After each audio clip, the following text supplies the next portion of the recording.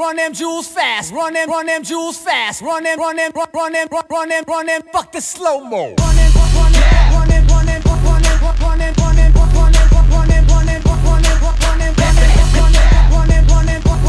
Hey. Hello and welcome. There was no noise, so I don't know if that was a delay. Hello and welcome to Run the Julz podcast production. We are back with the second installation in a row of a straight no chaser, Run the Julz, myself and my sister Emily. This is not open harm. This is not, hey lady, you call him Dr. Jones. This is a bit of a hodgepodge of topics because there's a lot of things that are happening that are swirling around, and it's difficult to give each one its own individual section of time. So we're just going to try to mash them in and see if you like it. So we will start by saying hello. I already said hello, so Emily, you can say hello. Hello. I feel like this deserves a name at this point. Yeah, you want to come up with a name? I mean, no, not particularly, but I think, or we're just the straight Run the Julz and anything else is a spin-off of that, which I'm cool with too.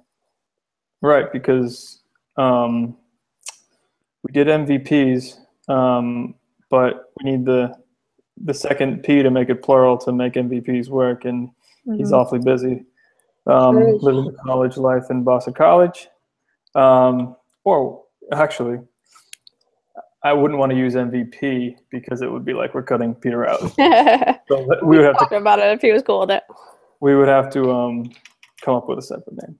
But MVP is kind of a no-brainer, but I think it might be too taboo. Anyway, enough of the digression. So let's quickly talk about the Red Sox because I'm uneducated and I go on record. But I said the other day to my friends of the program, Corey, Nick, and obviously everyone who watches this knows Jake, the four of us were talking, and I was saying that I get pretty excited as I can be about baseball right around now, leading into the season. My excitement for baseball lasts from about middle of March to middle of June, and then it's like it's a really bizarre time period. Just a really bizarre time period. Well, it's like leading up to it, and then like the first few.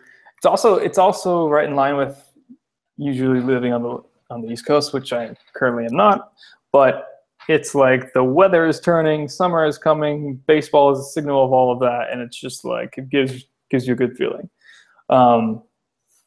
So I think I have a special kind of fondness for baseball in that regard for like its preliminary few months.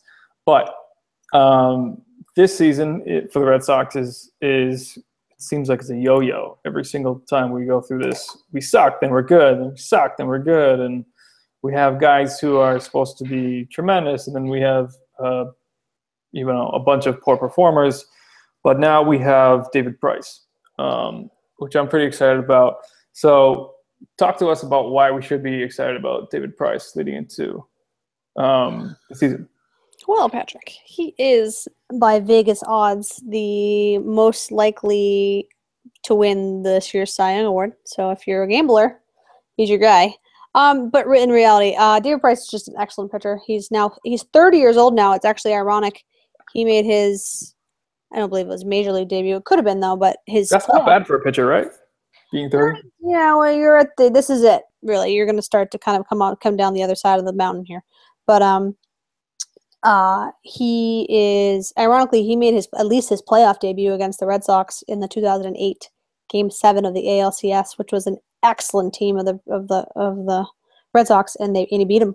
So that's actually maybe his only win. So one of the big knocks against David Price is his bad playoff record, and which is bad. It's like 1-6 or 7.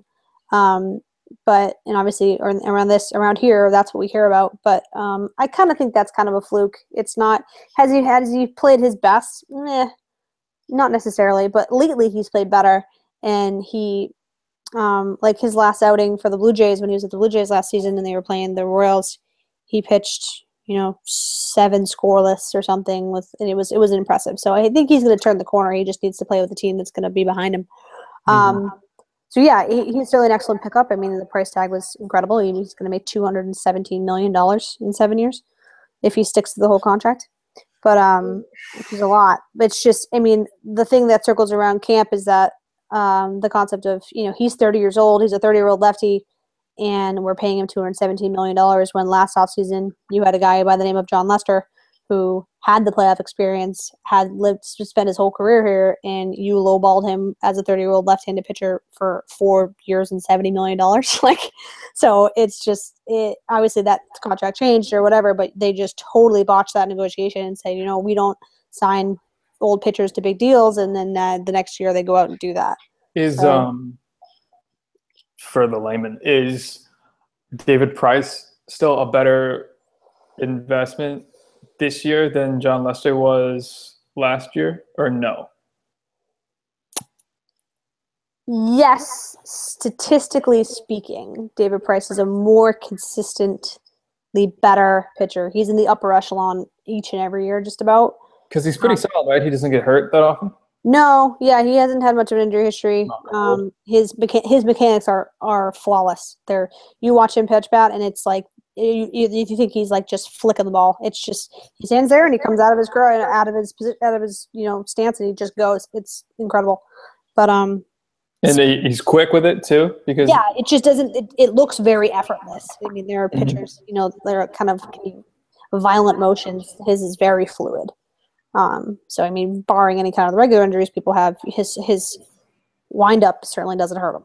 But yeah, I think statistically speaking, yes. But I mean, if you're a person who believes in playoff records and rings and things that matter, John Lester has 2 rings and has an incredible postseason record and experience and all that stuff. So it's kind of an apples and oranges thing.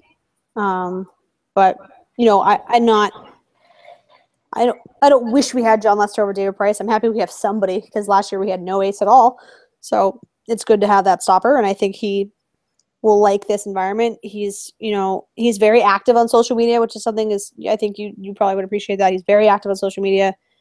He really is. He's a smart guy. He went to Vanderbilt. So he's going to be engaged in this environment. So it'll be really interesting to see how his engagement with media and with the fans, things like that, either fuels his game or doesn't, or things like that. I mean, a lot of people are giving him heat for that he won't be able to take it. I don't really think that's true, but I think it's certainly a different kind of personality than we've seen in this area in a while. I just followed him on Instagram.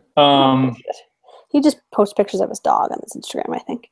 Yeah, it looks like a lot of dog and like almost like and like charity stuff things and like charity stuff. Yeah, no, but that kind of spiraled. I won't go here yet, but I want to talk to you about baseball and its presence on the internet. And we'll go back to it. But well, Snapchat Day just happened. Did you see that? Snapchat Day? Yeah, you didn't see that? For the MLB or just? Yeah, the MLB had like a Snapchat Day where they could Snapchat. The players could snap in the dugout. Oh. So that's something that's obviously a very big baseball taboo. You can't bring your phones out there, obviously. And they said for one spring training team, yeah, go for it. And they just snapped a bunch of things and whatever to get people engaged in that way. I mean, the MLB really is trying to do a lot of that because obviously there's the narrative that they're losing fans. That's not necessarily true, but I mean, they were trying to appeal to. Oh my God! Sorry. What happened? Who got upset? Oh my God! Hey guys, it's March Madness, and something ridiculous just happened. What Arkansas happened? Little Rock just tied this game against Purdue. Oh wow, that's the 12-5, right? That's the other 12-5 today, and they tied it with a 3 with like 5 seconds left. They were down. Where's it playing? They're playing Purdue. On ESPN? Oh no, they're on. It's on TNT. They just put it to overtime, so now it's into overtime. But that was an insane shot. Sorry guys, this is what we're doing the whole time. I'm just gonna have this on the background, and I'll just give you oh my God reactions. That's interesting. But the Snapchat Day was interesting because they really were trying to engage. They're trying to engage the younger audience. Baseball is a slow game, and so, all right, so let's do those kind of things. You can do those kind of things with baseball because it's kind of more interesting, and people can kind of, I don't know, but yeah. I mean, all sports probably should be doing it in some capacity, but good for them.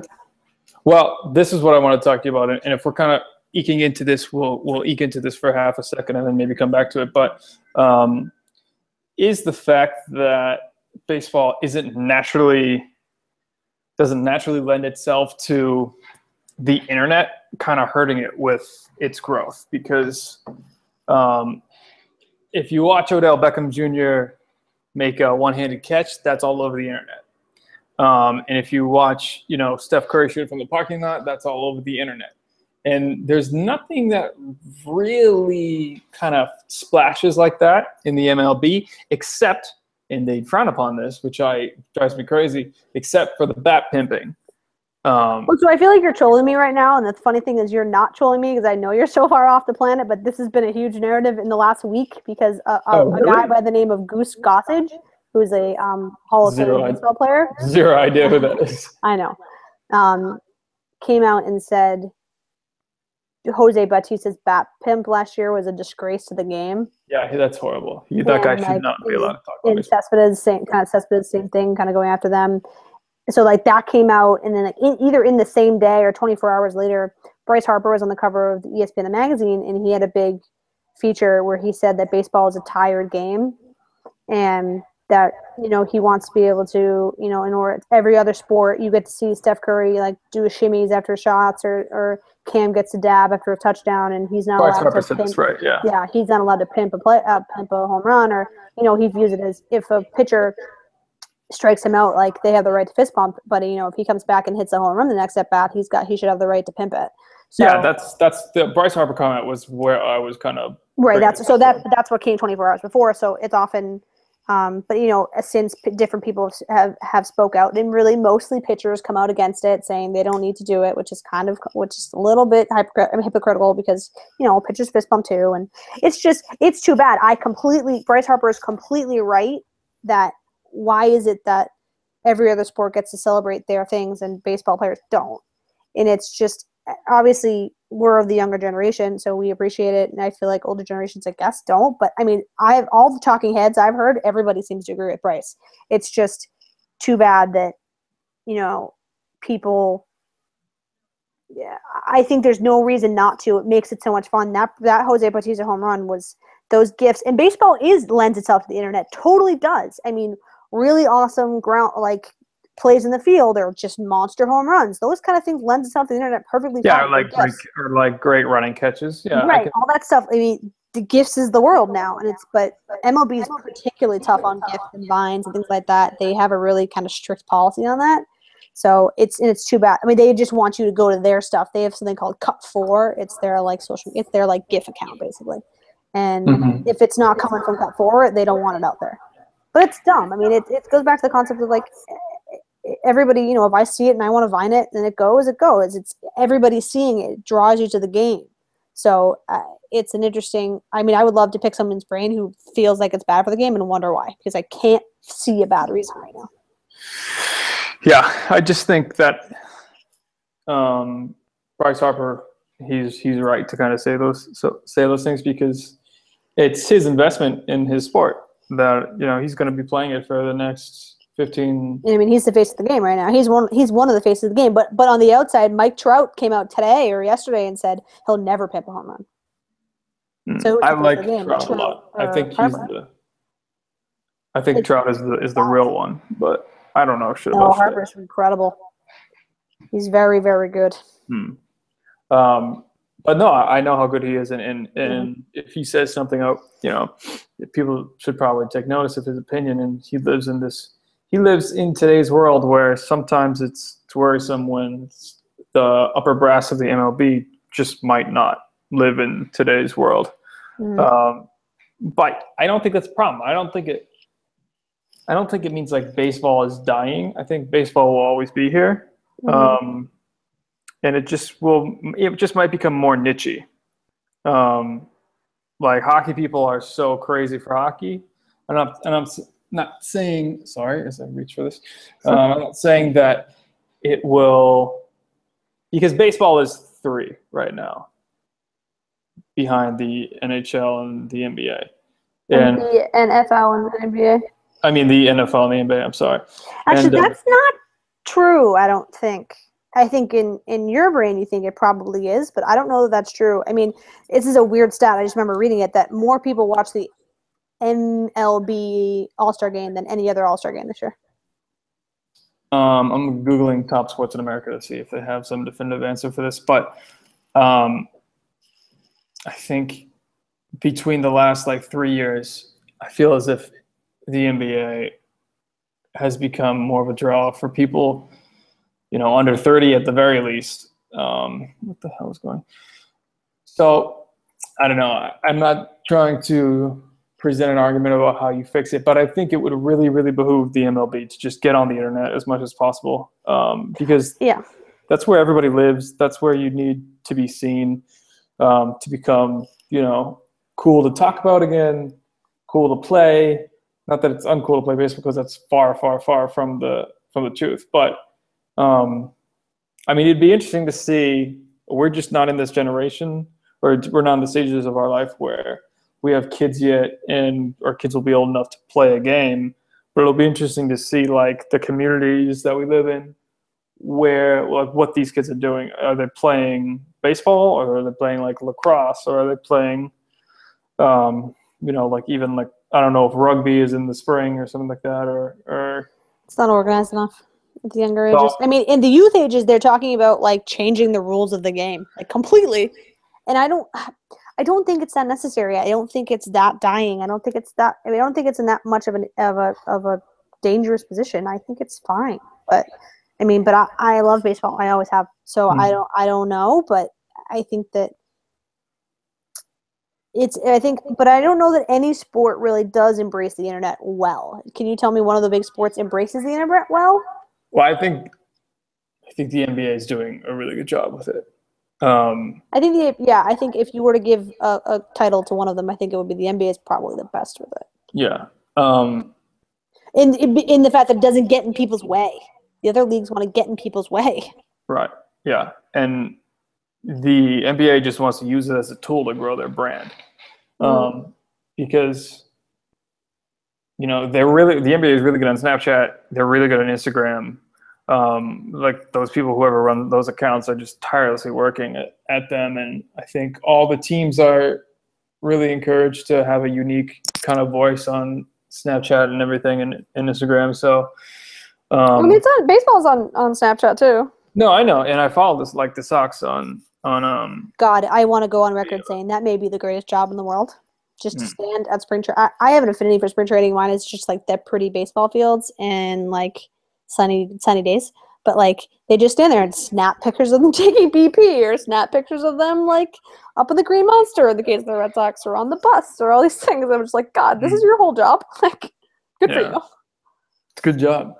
But let's keep it moving. So, who is favorited in the East? It's not us. The AL East? Yeah. Yeah, it's us. Oh, I'm sorry. I'm thinking in baskaetball terms. I'm thinking the American League. The American League or the National League. Yeah. Well, I think that would probably have to go to the World Series champion Kansas City Royals, because they are pretty much the same team coming back. And they're still favored. Okay. And they're still favored. But them probably in the Central again. Will probably fight it out with their Blue Jays. Though the Blue Jays rotation isn't very deep. But I mean, that lineup's ridiculous. They have Josh Donaldson and Tulo and Jose Bautista and Edward Encarnacion. They just have a pretty formidable lineup. The West, it'll probably be the Rangers again. Oh, no, I'm sorry. The Astros are out there. Astros are in the West. So the Astros were in the West and the Rangers were in the West. They both came out of there with those two spots. I'm trying to think, because the wild cards are playing. So the Astros played in and the Rangers won it outright. So those two teams will fight it out again. It's hilarious to me that the Stros and the Royals are finally at the top of the mountain. I know. I mean, we spent, that's how we're old now, Pat. Like our lives have cycled through. Bad teams are good teams now. I remember like you didn't want your little league team to be the Astros, because the Astros were so friggin' bad. Mm-hmm. It's funny. But so yeah, I think it'll be an interesting year in the AL East, because that's what I care about. They'll be good. The Yankees will be better. Their pitching is starting to come around. They're got a bullpen of death, right? Yeah, they have a bullpen of death. But Aroldis Chapman's, I mean, not that big of a deal, but he's been suspended for the first 30 games for a domestic violence issue, which was interesting. I mean, that's the first kind of hot button domestic violence thing that's come through for the MLB since the Ray Rice stuff.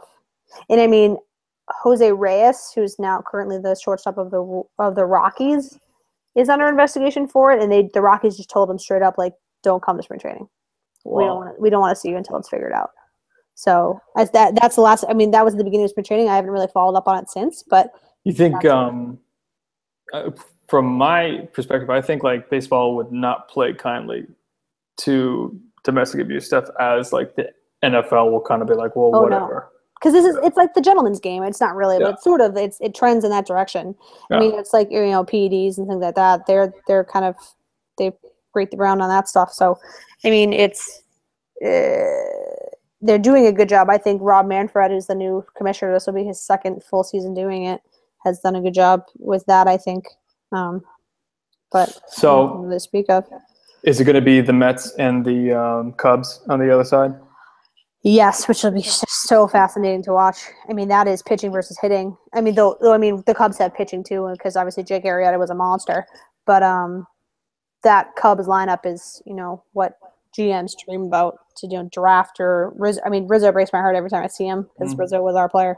But he is between Rizzo and Bryant and that Schwarber kid, and, you know, Addison Russell, who's just a great defensive piece. I mean, Theo drafted most of them, but I mean, I guess if you want to say Theo drafted Bryant and Rizzo, if you want to say, but he acquired him via trade. That Schwarber kid, Soler, who's a outfielder, you know, drafted those, but he also, you know, we acquired Rizzo through a trade. He acquired Addison Russell through a trade. He got, you know, Arrieta through a trade, Lester through signing. Even Lackey's over there now. Yeah, I saw that. But so yeah, they're gonna be great versus the Mets, who just roll out a 95 plus pitcher every night. A 95 plus 1 through 5, because it'll be Matt Harvey got the opening day nod today. Then it's Jake DeGrom. Then it's Syndergaard. Then it's Steven Matz. Then it's Wheeler, and it's Bartolo Colon. So it'll be a 6-man rotation, and 5 of those people can throw plus 95 miles an hour. 2 of them are lefties, 3 of them are righties. It's filthy stuff. You know, Syndergaard averages like a 90-mile-an-hour fastball.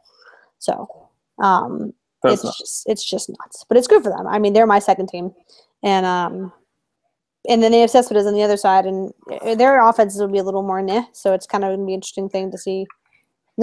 I think there's a better chance the Cubs get there than the Mets, just because I think the Mets offense may not be able to repeat what they did in the second half of last year to get them there. Their offense was abysmal. That they traded for Cespedes, and then he took off. So, and then he all of a sudden became like the best offense in the league. So it'll be interesting to see how the Mets will follow that up. And then do you know the whole story, what's going on at the beginning of the season? So the first night of the season happens to be just scheduled out this way. The Royals are playing the Mets opening night. Wow. So the Mets in Kansas City. So routinely, usually when it's, you know, the World Series champ team on their first home game does the banner and the ring ceremony. So that sucks for the Mets. They have to watch that. Aren't they doing it too? Like they're spreading it out? They did. So that's what they did. They split it into 2 ceremonies. Just so the Mets play on. So the way it goes, you play your first game, then you have a day off, then you play your second game. So they're gonna do like the rings on Sunday, or the banner on Sunday, and then the rings on Tuesday. So just to smush it in the Mets' faces. Yeah, it's a kick in the nuts. They're really insufferable group of people against City Royals and their fan base. Remember, their fan base tried to get the entire team voted into the All-Star game as the All-Star starters. At one point, 8 of the 9 positions were filled by a Kansas City Royal. It's a strange position to take, to want your entire team just like take it over. Well, because they just didn't give a damn, and that's what fan voting does. But like, it's not. You know, they thought they were going to be the World Series again. They were the World Series the year before, so they're like, "Oh, we're the best team." So, because obviously that All-Star game matters for home field. So, Yeah. Yeah, this is like a weird statement I'm about to make, but that feels like their team. Like, no, their fans care more about their team than they care about the game. Oh, definitely. That's a strange kind of statement to make because, well, you know, actually, I don't know, maybe it's not because I love the Celtics, but I think I love basketball in general more than the Celtics, if that makes sense. And maybe that's just not how the Kansas City Royals fan base thinks. But I don't know. That's a strange way to split that up over across 2 days. So let's keep moving here. Keep moving. Wait, here. I want to say one more thing though, because if you don't know this Adam LaRoche thing, it's like a hot button, and then we'll move off of baseball. Yeah, go ahead. So Adam LaRoche is a player for the Chicago White Sox. He was scheduled to make $13 million this year, and like on Sunday or early in the week, it came out that he's retiring. He just is suddenly retiring. And so people are like, whoa, that's a lot of money leaving the table. What gives? And the GM of the White Sox came out and said, I asked him, I guess so the story goes that his son, his now 14-year-old son, comes to the field with him each and every day and spends time and like had his own locker in the clubhouse and all this stuff last year. Because I think LaRoche was new to the team last year, and this might be his second year at the White Sox. And so the kid was there all the time. So the kid, again, this spring has been there all the time. And the GM said to him, hey, man, like, can we maybe limit the amount that your kid's here? And Adam LaRoche was like, no. So I'm just going to retire if that's how you feel about that. So he just retired. That's now this like huge thing. Many players are coming out saying like, hashtag family first, like good for Adam. Blah, blah, blah, blah. No. Yeah. And I can't understand it because I use my locker room stores as someone who's in clubhouses, and shout out to Alex who had a game today. And he was like, if that's true that kid's there every day, then that guy's an asshole. It's an asshole. Oh my God, second OT. We're going to a second OT. I'm seeing it too. That's an asshole move because you wouldn't take, if you work that's a major business. Like the Chicago White Sox, major business. So like, let's say you ran, I don't know, whatever, Coca-Cola, another major business. You wouldn't expect to have the right to bring your 14-year-old to work with you every day. That's nonsense. Right. And it's like, it's a locker room. Like, to be kind of crass, these guys are naked. Like, you're going to put a 14, not that the kid doesn't, it's just a weird thing. Like, it just makes the players feel uncomfortable. They can't talk locker room talk. They're not going to swear and just do things that they want. It just makes them have to think about it. These guys work. That environment. These guys work day in and day out, and it's a grind, and it's all these things. They need to be able to relax. And, they can't when there's a 14-year-old sitting in 2 stalls over from you. That's so strange. Yeah, but follow it. It's an interesting story so far. It's one of the weirder things I've heard in sports in a while. Yeah. But anyways, I could go on with baseball forever, so we should pivot. Let's pivot and go to football before we dive into other like movie TV stuff. So the Patriots have made a flurry of moves in the past week or so. One of the first being that they traded Chandler Jones to Arizona for Jonathan Cooper, who was a former number 7 pick from UNC in 2013, and as a guard. And we also got a second rounder out of that. What number is the second rounder? Do we know? 19. Oh, it's the second round pick? Yeah. No, I think, wherever the Bears are in the second round this year, which is probably the middle of the second round. Pretty good. Mm-hmm. The Bears. No. I'm not talking about. I'm sorry, Arizona. Yeah. That means Kinda Arizona's deep in the second round. Yeah, that's okay. So I know we talked about this offline a little bit, but I think we're both pretty okay with that, seeing as how he was going to be up for a pay bump in a year. We just weren't going to be able to sign everybody. We needed to sign Collins. You needed to sign Hightower. You needed to sign Butler. And then did you need to sign him too? It just became a situation where who was expendable there. And I think, we went so many years without a pass rush. I think pass rushers are a little easier to find than the freak of nature that is Jamie Collins, the really, the new Gerard Mayo in Hightower, and, shutdown corner in Malcolm Butler. Mm-hmm. Yeah. So I'm okay with the move. I don't think it has anything to do with the synthetic marijuana incident. I think it could. You think it I could? think it made that easier. I don't. Yeah, it made it I easier don't for think it sure. was. Yeah. I mean, so therefore, it had an impact. Just to do something like that, you'd like to think he doesn't really care, but made that easier certainly. Yeah. Which is strange because you always hear about how Chandler is like the golden boy in that family of Joneses. Which I guess I mean Arthur Jones, from my recollection, doesn't do much wrong, but obviously John Jones has had his ups and downs in the UFC. I don't know, the synthetic weed thing. The only thing that troubled me about it was its timing, having it be like the first round of the playoffs or whenever it was.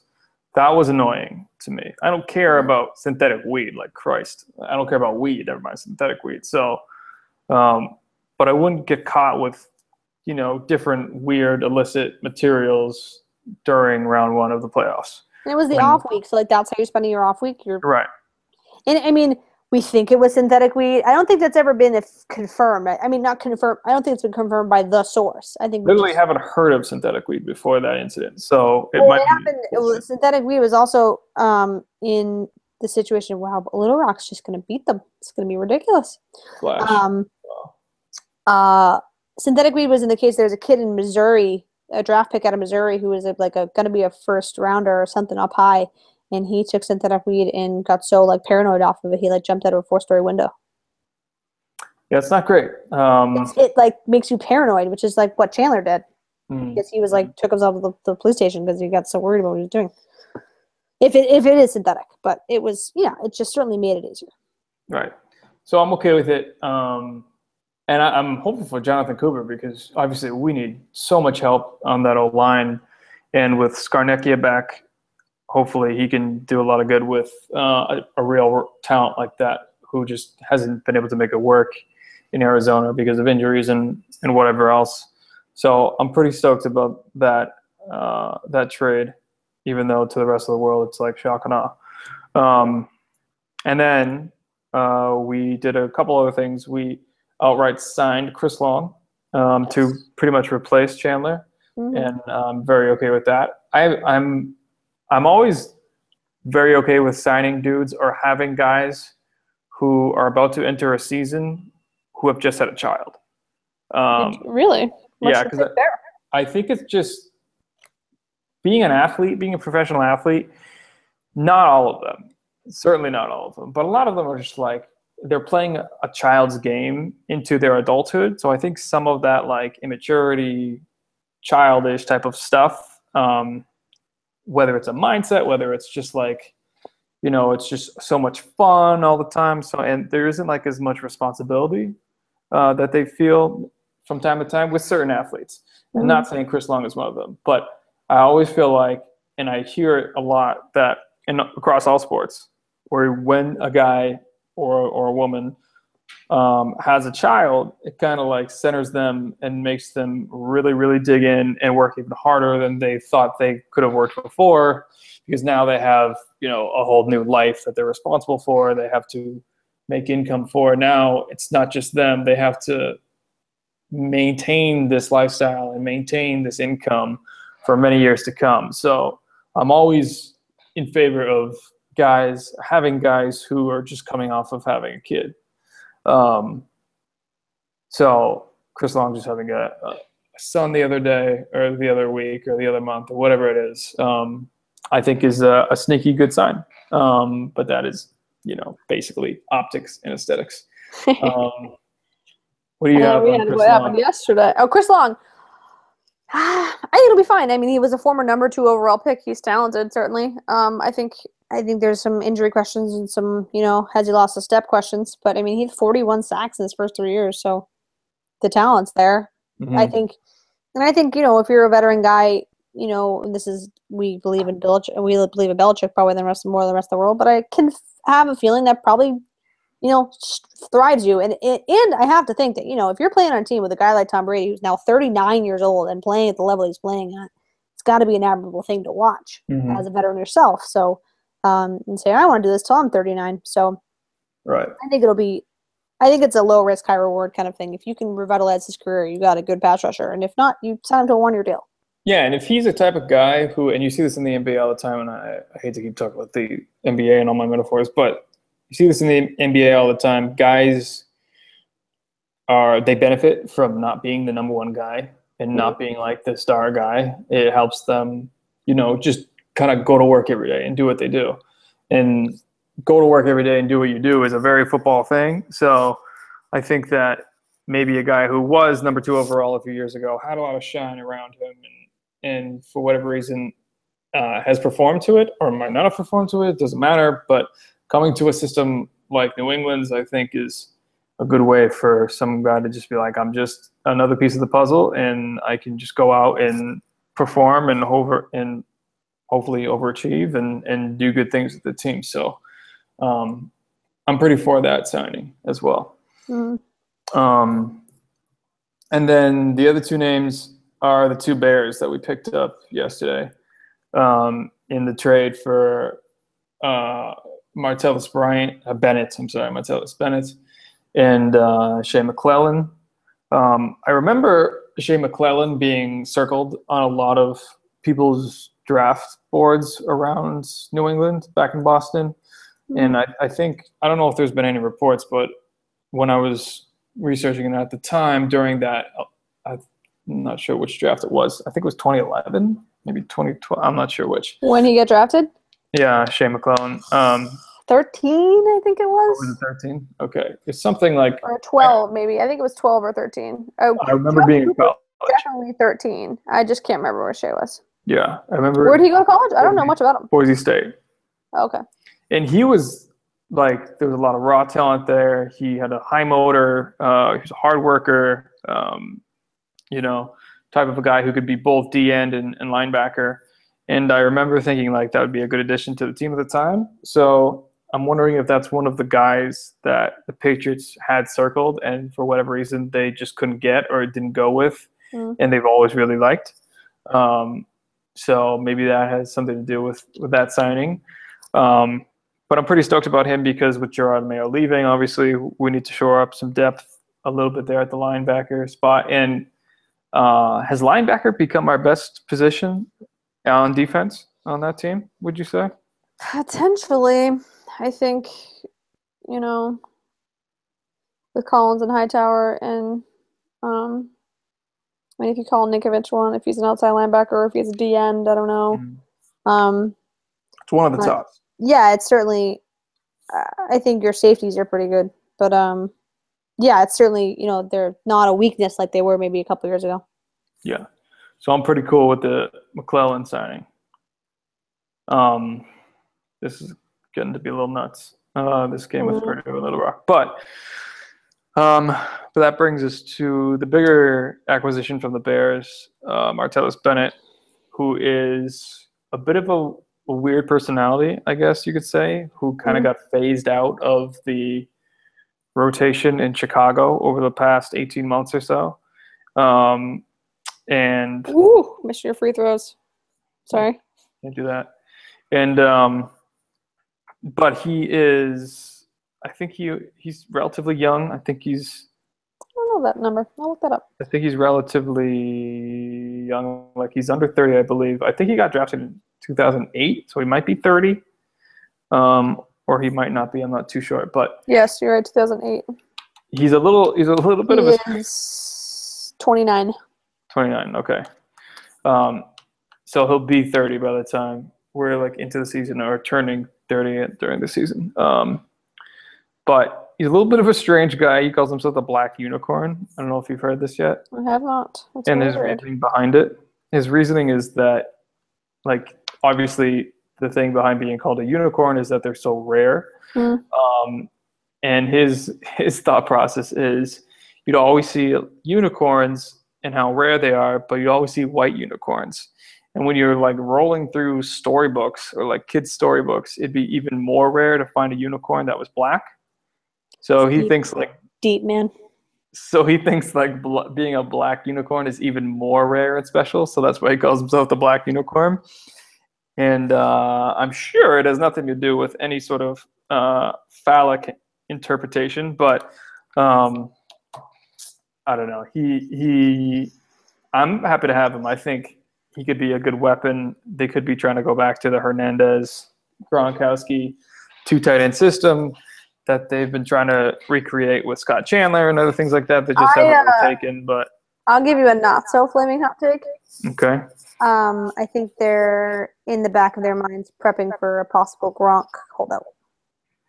Oh, you think so? I hope that doesn't happen because I don't think Gronk should be holding out. But that's a hot take to me because I don't get access to there's been some the talking. I mean, the columnists around here I think have been bored at the end of February and beginning of March. They wrote. I think Ben Volin wrote an article about. I didn't read it, but I just saw the headline that Gronk and Edelman have leverage to hold out because their contracts are so under the.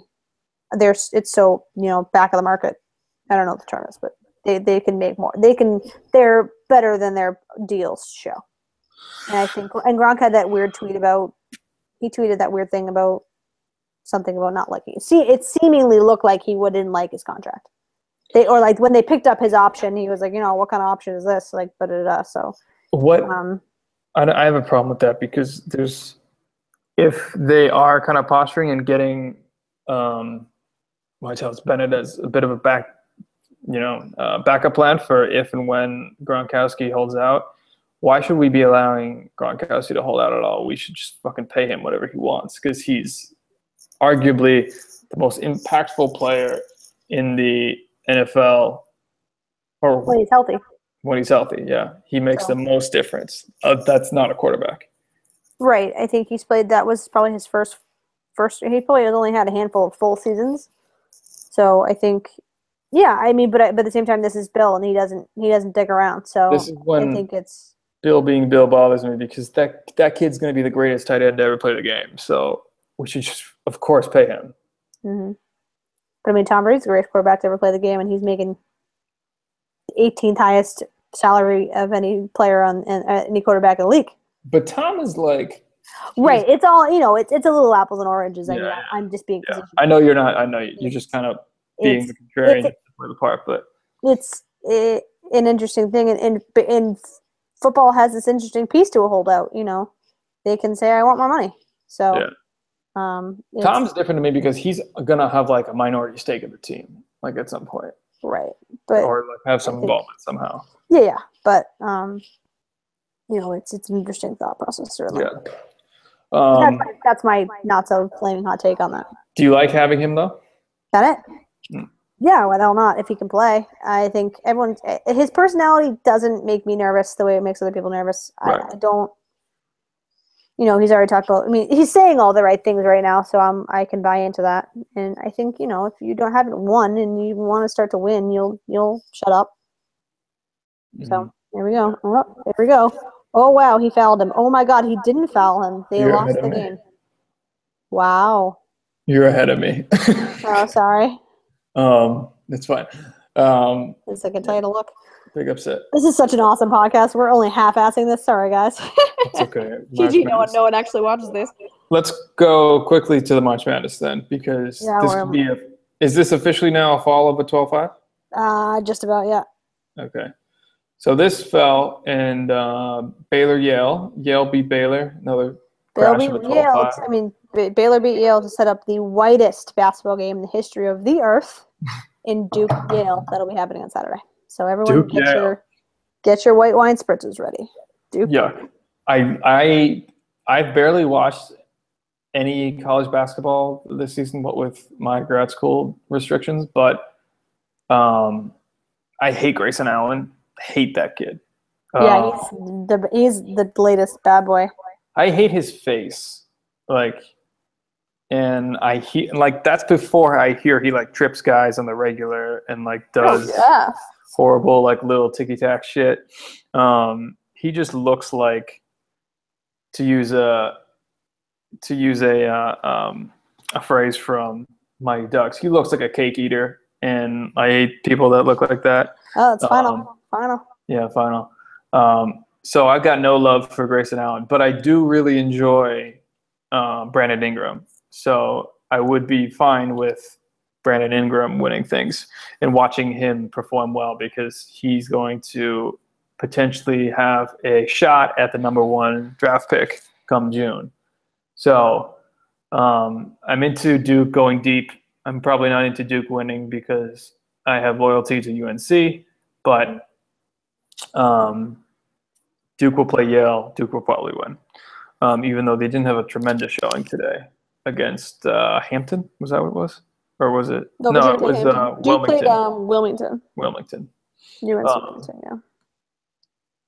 And I wish I was more educated in what was going on with college basketball because it sounds like a really fun year where nobody's it's just a like wild year. dominating. Nobody's done anything. I mean, it's kind of been a mess because there's no clear front runner, but makes this really interesting because it's just, you know, a mess of people trying to do things. But it'll be it'll be interesting to see if there's some kind of crazy Cinderellas.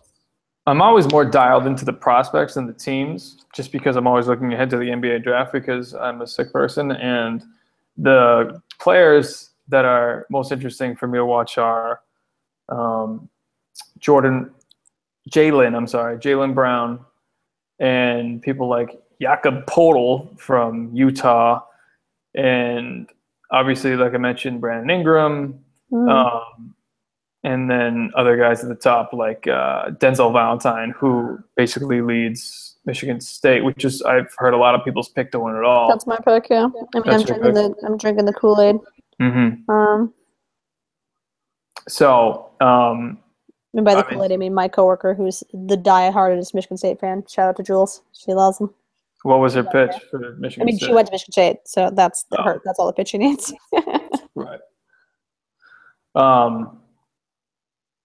So I don't know. It should be fun. I wish I had more going on with it, but I'll just basically be a horrible casual basketball fan when it comes to the tournament and watch games when I can and get excited for awesome comeback wins, threes at the buzzer or whatever. But right. I mean, I like these days because I was telling my coworkers that, like, you know, especially these first couple days, you know, I now I'm going to flip to a new station. Someone else is going to be coming down to the wire and it'll be close. So you get to keep watching really interesting finishes. So that's what makes this so much better than anything else on TV. I mean, it's ridiculous how much better this is.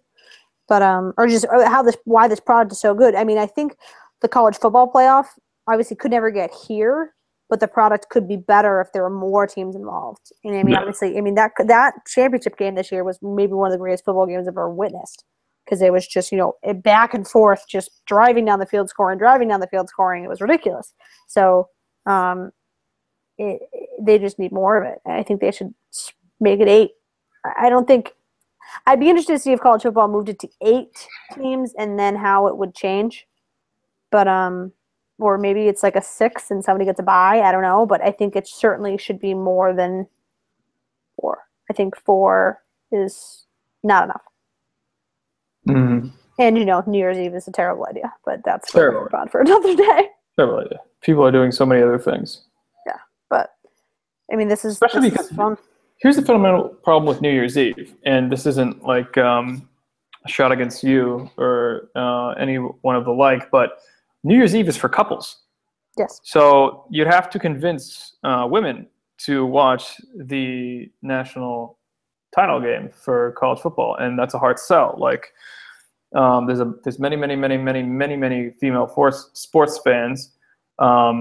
Many of them will watch the Super Bowl because it's the Super Bowl. It's an event. It requires your full attention. And New Year's Eve, you're not going to give anything your full attention because you're doing a lot of different things. Right. So that's my issue with it. And, you know, this year I was at a bar in Burlington and it was, you know, fine. And the year before I was at a bar somewhere else. But, like, I'm at a bar. I'm not at a bar to watch it. I'm just at a bar because it's New Year's. So it's just kind of, you know, but I mean, that's college football for you. I mean, it's the NCAA for you. That's a whole other thing. But speaking of NCAA, totally irrelevant and totally off topic, but this is off rundown. Did you watch 30 for 30 the other day? I did not. Oh, man. Watch that. Which one is it? Duke lacrosse? Duke lacrosse. Yeah. Again, another instance, we've talked about this before with Spotlight, something we grew up in, but we were too young for me to really know what it was about.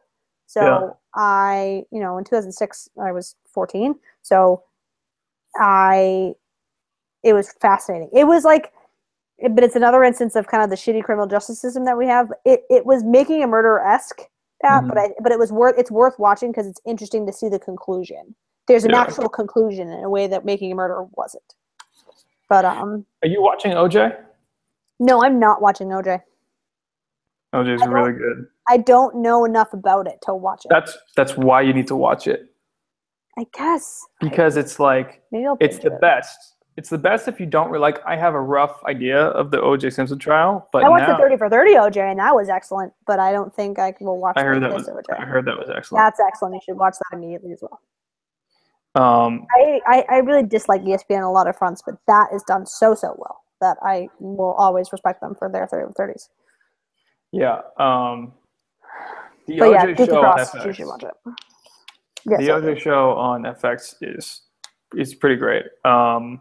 This is I not. think it's like super ridiculous at the same time. I mean, everybody the Barstool guys live tweet it, and I'm like, what are you guys fucking watching? Like, They don't really know what they're looking at, the Barstool guys, when they're watching it. No.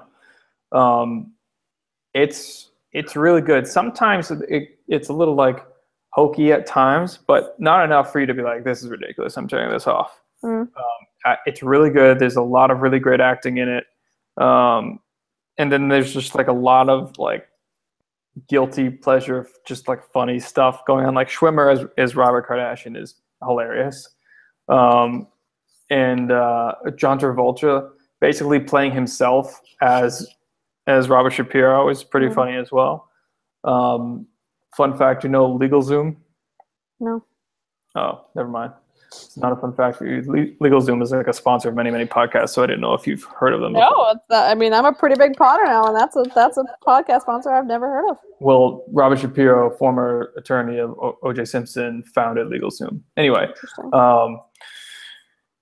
it's a very, very good show. The best part about it is Courtney B. Vance, who plays Johnny Cochran, who is electric every time he's on the screen. It makes the show like 12 times better, and it's already a good show. That's not a very hot take because a lot of people have been applauding Courtney B. Vance and calling him the front runner for Emmy Awards. And well, I mean, they're gonna sweep them because it's a mini series, so they can just kind of tackle that. But I guess this is supposed to be an anthology. Yes, it's going to be this. It's going to be. I've heard rumblings about season 2 being all like around Hurricane Katrina. Yeah, that's what I heard too. But our friends at Channel 33, Andy Greenwald and Chris Ryan, are starting to do this thing where they give the belt to a TV show at any certain time, and they've given the belt to the People versus OJ right now. So if you need incentive to watch, and you listen to those guys, check them out.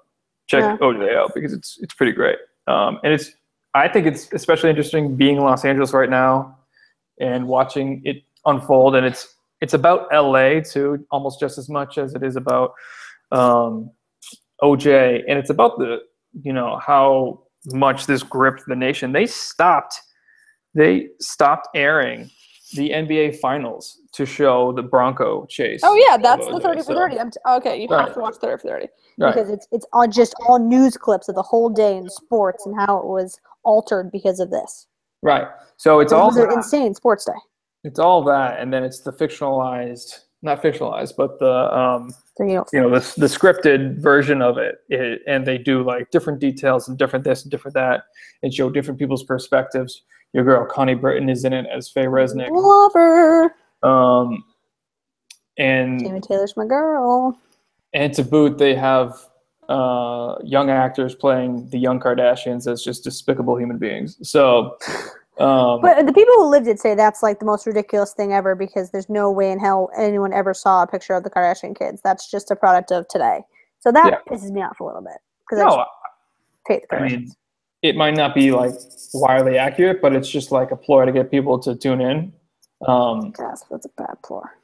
Yeah, I mean, like, I don't mind it just because, and I don't think many people mind it because nobody likes the Kardashians really as a whole.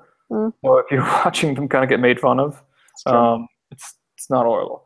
You want to segue into the greatest show on television that's coming back? So the greatest show on television that's coming back. Wrap with this, by the way. Is of course Game of Thrones, and we've seen the trailer for season 6 come out. Are you going to tell me this theory, and you didn't actually tell me what the theory was that you saw on YouTube? Do you want me to tell you? I do, yes. Okay. So earmuffs to anybody who might not want to know about. If you don't watch Game of Thrones at this point, then I just have no hope Right. for you. So Yeah. So if maybe skip like, I don't know, 5 minutes ahead if you don't want to hear this take that I've read in the deep web of the internet, that there is a split-second shot of this random knight or some man with a sword or whatever. It looks like it's in the rain, and he's in some type of tower structure, it looks like. But it's dark, it's raining, so it's hard to tell. And the deep web had a theory that was something called the Tower of Joy. Now, the Tower of Joy, upon investigation, was something from the books where it was the site that Ned Stark found his sister, Liliana, or whatever her name is. It's going to get really geeky for half a second, so bear with me. But, and it's supposedly where Ned found Liliana like dead, and he had to fight like a bunch, like Sir Arthur Dane, who's mentioned a little bit in Thrones on TV, and a couple other like renowned knights, and he ends up beating all of them. And it sets up for what I think could be a major flashback to unveil the origin of one of the hot button characters on the show, if you know what I mean. I do. So, and if that happens, I hope that they show Rhaegar in some sort of flashback in season 6, because I've been beating the drum for, I would like to see a prehistory of Thrones in like a TV show format for a while now. Like, I'd be very interested in seeing Aerys the Mad King and all that stuff, like leading up to the revolt. They've led that way a little bit. I mean, I think the way season 5 open was like Cersei is a young child. Mm-hmm. So maybe they'll start to do this a little more, especially now with the legroom of not having the books to kind of strap them in. Right. So no, I think that'll be, I think it's important to learn that kind of stuff, because there's only so much. I think they run the risk of pissing people off, in that, like, we're going in a lot of different directions, and these directions aren't coming together. Mm-hmm. And I think as humans, we kind of search for completeness, and I think we're not, every time we think we're getting there, like, all right, Tyrion's meeting. Right, that's how stories work too. And it's just, all right, we're here and now we're not. We're here and now we're not. So John faces the knights, whatever, and then now he's dies. So, Tyrion and Khaleesi get together and then they're gone. So it's kind of like all these things. Yeah. I need to feel a little bit better. Or, it's like Arya almost getting to her parents and the Red Wedding happens. I mean, I get that to a certain point, but frustrates me. Now she's blind, and now, like, the dragons are basically of age, and you can essentially now ride them across the world, and they're off doing whatever. Right. And that happens over and over and over and over and over consistently with Thrones. So it makes sense that the audience is getting a little restless. They're not going anywhere for the most part. But Nick Toyas did point out to me that there was a dip in the views in the middle of last season. Yeah. However, it jumped back up. Like, the premiere was a huge premiere of like 7.9 million views, and then the finale ended as the biggest viewership of premium all of them that they've had, with an 8.1 or 8.2 million viewership. And in the middle, it dipped.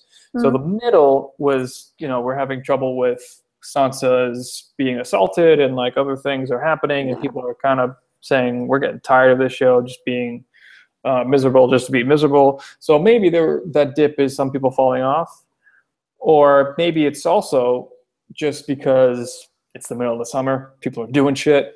And I wonder how that's going to affect, I mean, this is just a meta TV talk, but like HBO has now made a concerted effort kind of to push their blocks. Girls, which is normally a January premiere, it didn't premiere until like late February. And this is normally a March, beginning of April premiere, and it's not until April 24th. And they're pushing these blocks out. I wonder, I just am curious as to why.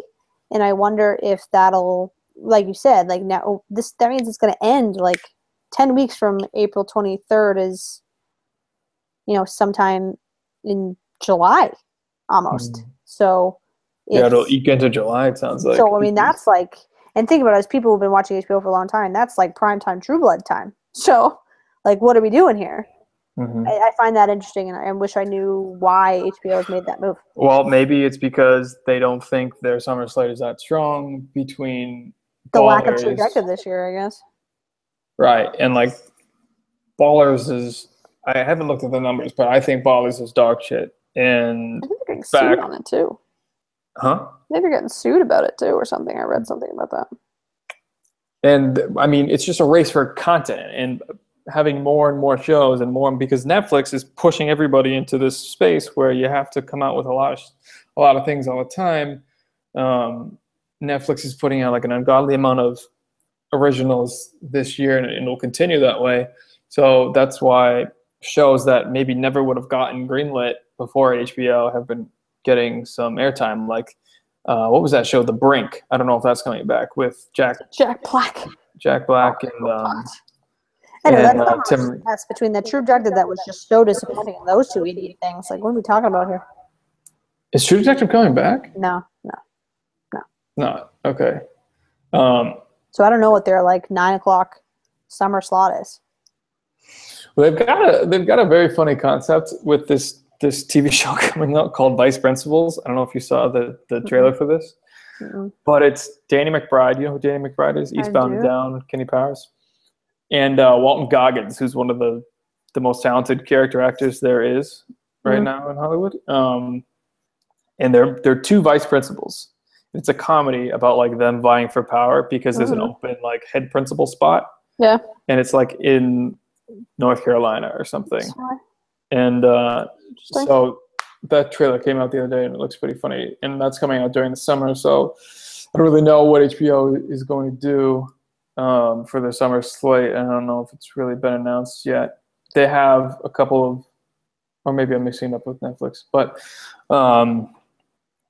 they have Vinyl right now, which I don't know if you're watching at all. I'm not watching Vinyl. Are you watching Billions? I'm not. I started to watch Billions, but fell off it. But I'm considering getting back into it. I haven't seen one frame of Billions, so it's pretty standard. Yeah. Anyway, what are you hoping to see from season 6 of Thrones, so we can just end on that note? Yeah, God, we've tangented hard today. What am I hoping to see? I think I want to see. I don't hate Bran like everybody else. I just need to see Bran become relevant. And I mean, I don't understand the hate for Bran. I don't either. If that clip of him turning around and seeing the White Walker, that'll be pretty baller. The Night's King. I'm just pumped that the Night's King's back. So, we get to see him on a more regular basis. But yeah, I'm excited to see Bran. I'm a Stark lover, so I want to see what goes. I love Arya, and she kind of made me mad last season, so I hope we can figure her out a little better, because this whole House of Black and White bullshit with her being blind, I don't love. Not that compelling right now, and it doesn't. No, it's a dead end. It's depressing. Yeah, they need to tie it into something. Like she needs to meet Daenerys, or like she needs to do something. Yeah, and then Sansa getting off the cliff, I thought was interesting. I liked that. Poor thing, just says the worst luck in the history of the planet. What did you say? Sansa getting off the what? Sansa jumping off the wall with Theon. And right. I mean, and I'm not a Jon Snow disciple like a lot of people are. I feel like I almost like missed the boat with the show, that everyone's like, oh, it's so compelling, Jon Snow, and I'm like, no. I think that this whole Jon Snow stuff is cool, but I don't know. It's just not necessarily my scene. I mean, obviously, I want to see where it goes. But like when he died, it wasn't like agonizing to me. The way like when the Red Wedding happened, and like Rob and his mom died, like that was so much worse for me than Jon dying. Yeah, I was just angry when Jon died, and I was on record saying like, and we might have talked about it on air, but I was pissed, and I thought, if Jon's dead, there's no reason for me to watch this show, because it's just going to go like around and around and around. There's never going to be any complete conclusion of anything. We're just going to wallow in shit because we're going to wallow in shit, and it's not going to be, any real good payoff. So, but it sounds like there's really no way that Jon's dead, and they've all but confirmed that. So I'm glad that he'll come back, and hopefully his narrative will continue, because that narrative is now become the front runner, because the stuff in King's Landing is now basically an afterthought. Question: when you saw Tommen in that clip, did it look like it literally looked like he had been stung by a pack of bees? His face was swollen. So was he like beaten to a pulp, or like is that him growing up? Like, somebody look at that clip again for me and tell me why Tommen's face looks so swollen. I don't know. Understand. You should rewatch it for that. I didn't see it, but see that. But yeah, but sorry, yeah, King's Landing is kind of a mess.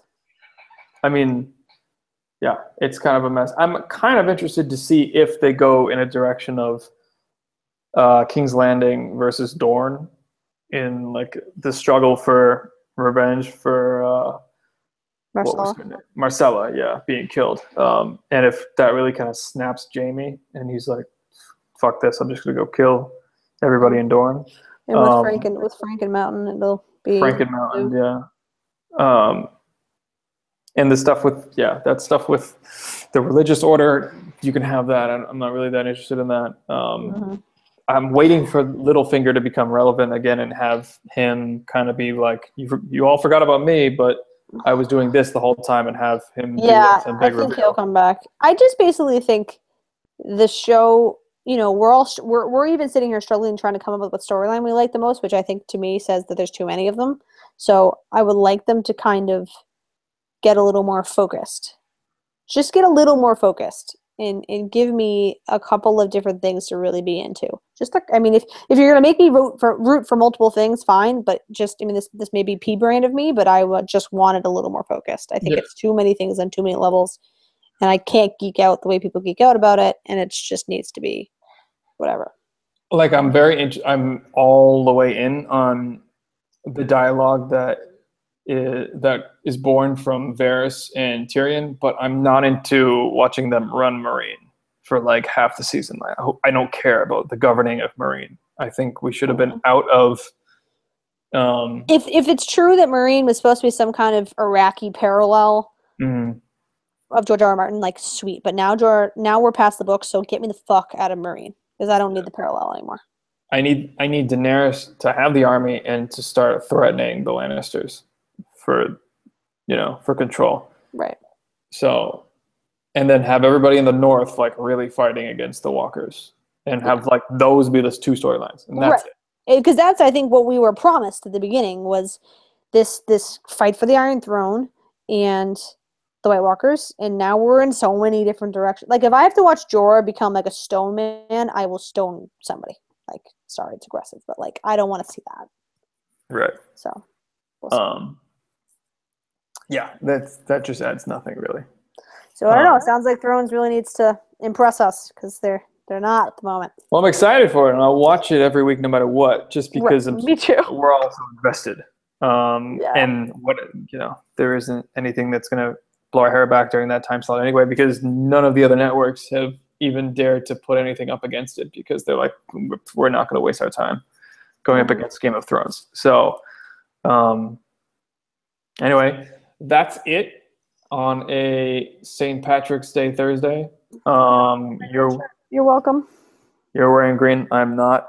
And I've never really been one for this holiday, even though my name is in its title, but never really been a big St. Patrick's Day guy. And it's the first time I'm not in Massachusetts for it, which feels weird. Haven't really been out of my LA apartment yet today either, so I don't know how the rest of LA is dealing with it. I'm gonna leave in a little bit. I have a place to be, but yeah. Happy St. Patrick's Day to all that care, to all that. Happy Madness for everybody. I hope your brackets aren't busted like mine. Yep. Happy Madness. I'm sure there's a lot of people who are already pissed, but so is the nature of the tournament. And I'm just gonna tease.